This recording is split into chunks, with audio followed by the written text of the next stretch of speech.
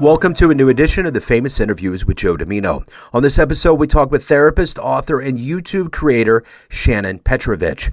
She earned a bachelor's degree from Bowdoin College, her master's in social work from the University of Connecticut. She earned her clinical licenses in social work and substance abuse counseling, and is a board-certified diplomat in clinical social work. Her new book, Out of the Fog, Into the Clear, Journaling to Help You Heal from Toxic Relationships, has attained Amazon bestseller status in self-help for abuse, codependency, and personal transformation. On her YouTube channel, Therapist Talks, she shares insights, information, perspectives, and strategies on a wide range of relationship and mental health topics. Enjoy this interview. Thank you for taking a minute out today. I really appreciate it. Yeah, you bet. Thank you for reaching out to me. That was great. You bet. And before we get into your life as a therapist, an author, a YouTube creator, I want to know, how did you survive COVID? The last 2 years has been quite tumultuous. How did you get through it, and how has that time subsequently changed the way that you live your life and conduct business now? So COVID was really interesting for me because, number one, whereas a lot of people were out of work, we were flooded with work as therapists. People were really stressed out and really having a hard time, and so our client load increased, plus everybody on our client load was in crisis. So it became very, very stressful on that level.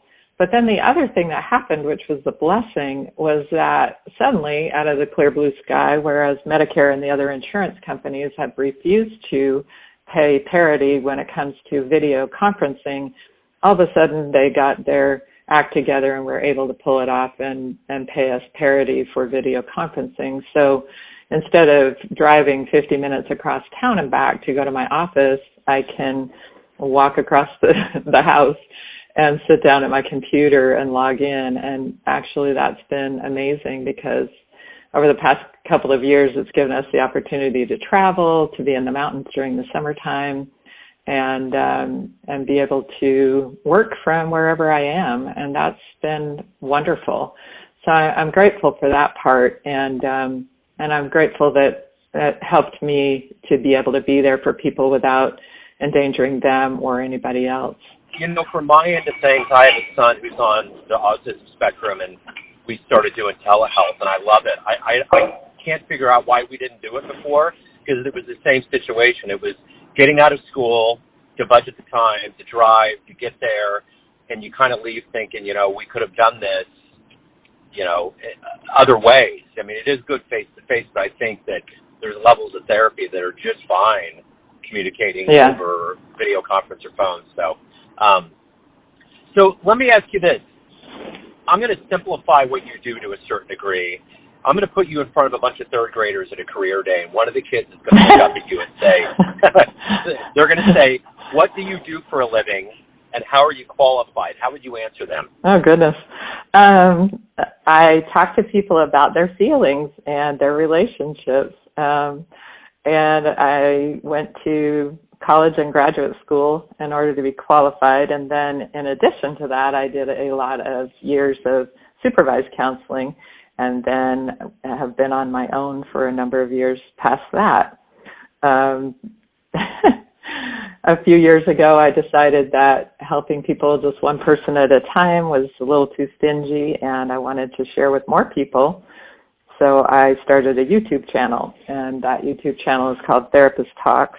And I started by talking about all kinds of different things, from anxiety and depression to relationships. And the thing that people really wanted most to hear was relationships, and especially narcissistic, abusive, and other toxic relationships. So I've been doing that for the past 5 years.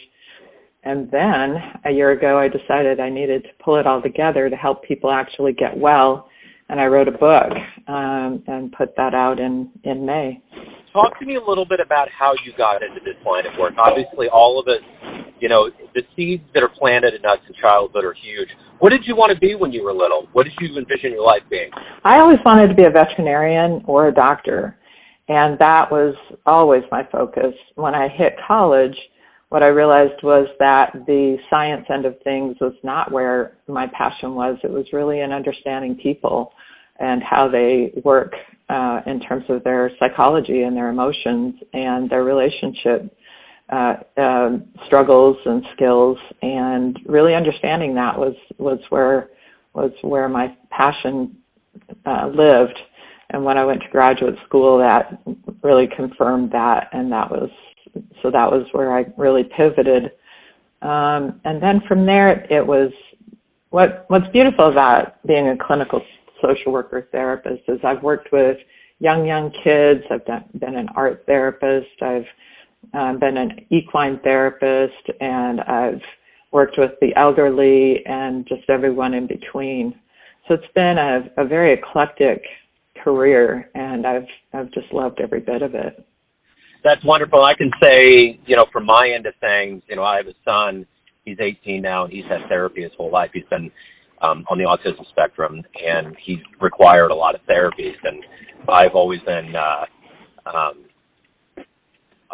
very thankful that therapy has been a part of his life and been there for him. So I'm very appreciative, and I'm always curious with therapists, how do you parlay what you need with your life,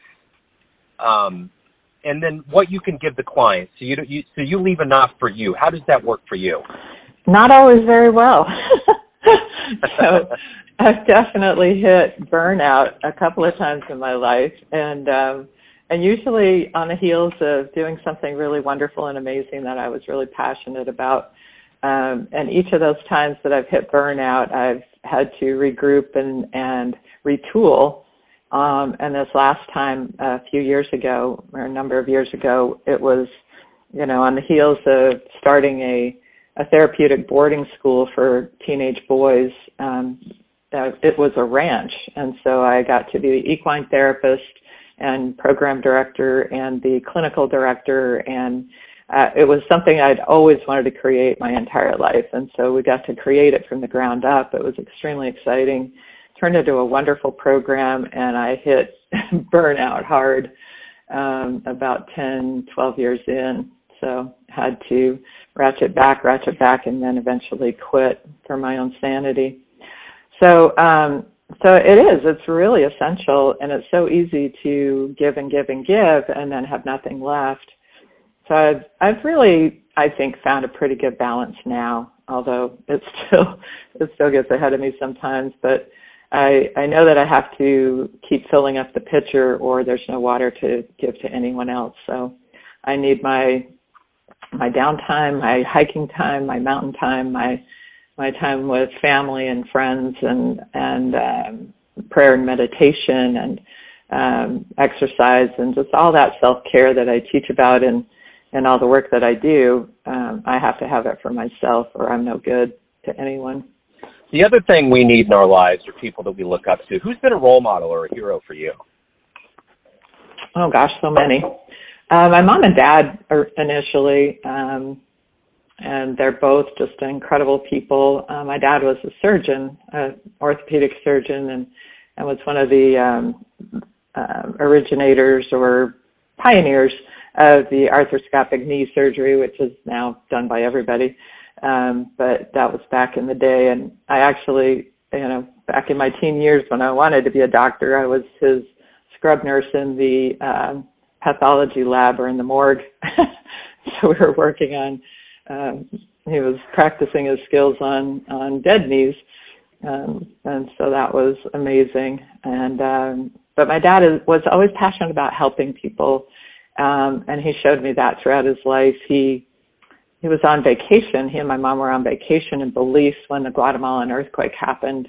And he derailed his vacation. He got on a plane and a bus and ended up in Guatemala, setting up a circus tent to a hospital, and contacted his hospital to get supplies sent down to him. So he's just always been a person like that was there for people and showed up for people. So that was always in my heart and what I wanted to do. So if you could meet anybody alive on the planet right now, someone you admire, who would it be? Who would you love to meet and talk to? Oh, boy. I think I'd love to meet Vladimir Zelensky. He's just an incredible person. He was a comedian, and then started running this country. And he's so determined and so passionate and so just incredible the way he is leading his country in the midst of this crisis. I would just love to meet him. The Time Magazine Person of the Year, yeah, for sure. Yeah. So, every day you wake up, you have a very unique opportunity to help people, but you got to live your life.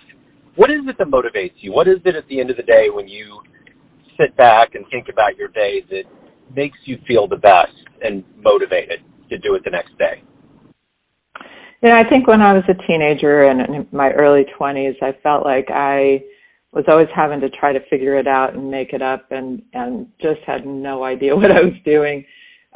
Like most people, we're just trying to figure it out, and especially in terms of relationships. So I think that's part of a lot of what drives me. I don't want people to feel alone.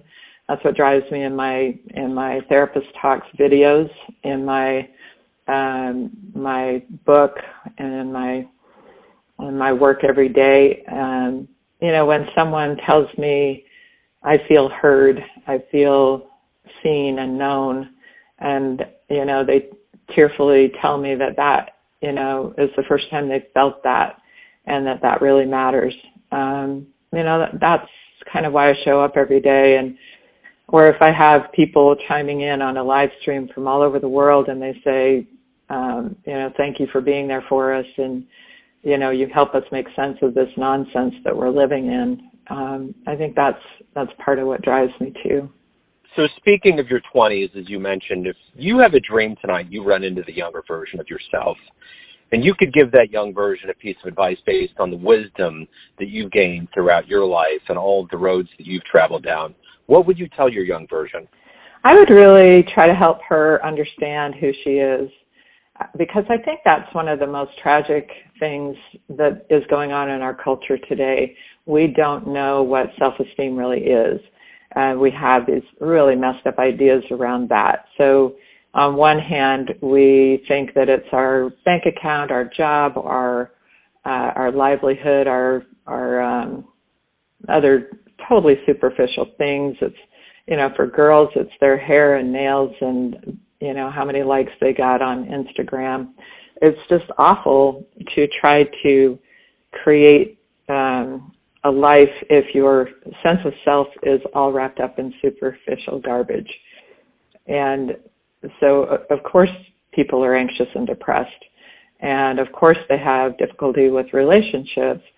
So if I could really coach my younger self, it would be all around not believing the negative voice in my head about who I was at that point, but really looking at the character qualities that really made up who I was and am, the values that are who I am. And if I could really coach her in that way and help her streamline that process, that would have been wonderful, because it took me years to sort that out for myself, and nobody just flat told me. You are not those negative messages in your head. You are your character qualities and your values and how you treat people and how you show up for people. What's been one of the best client responses you've ever gotten, best fan letter, so to speak? Oh, there have been a lot, but, I did have one recently where she just tearfully said, I feel so safe with you. I feel heard and known, and that is an amazing feeling, because I've never felt that in 50 years. So I think that's the best thing that I can help somebody with. And then, I reflected back, I wish that for you in all your relationships. And that really brought on a lot of tears, because she doesn't have that in her relationship. So I think that's a lot of what I try to help people with, is not only to get to know themselves from their character qualities and values perspective, but to really then show up for themselves, set boundaries for themselves, and feel closeness with the people around them. And if they don't have that, and if they're being just abused and neglected by the people around them, that they would find other people and move forward into a healthier life. So everyone out there has a perception of you, your family, your friends, your clients. but ultimately you're in control of your life. You live it. What's your perception of you? Who do you think you are? Oh boy, I think I'm in my positive character qualities and values. I'm caring and compassionate and driven and passionate about what I do. I love passionately, and I show up for family and friends. And in some of the more challenging aspects, I think I am driven and sometimes overdriven. And I sometimes, have to kind of reel that back in. And sometimes not until I hit that wall. So, I think it's funny because when people say something like, if a friend of mine says, oh, I'm so bored in retirement or something, and I think I could run 10 bodies and never get bored. I have thousands of things in my mind that I want to do every day, and I can never get them all done.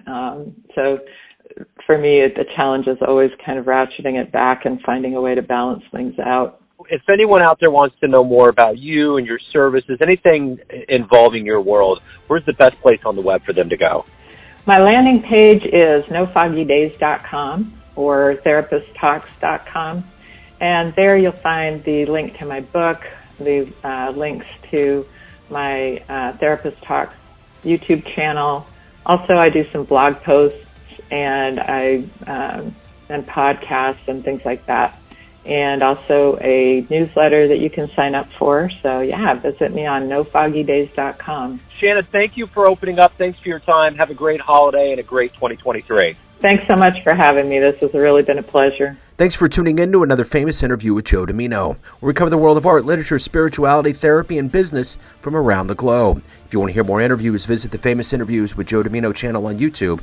Thanks again for listening, and until next time.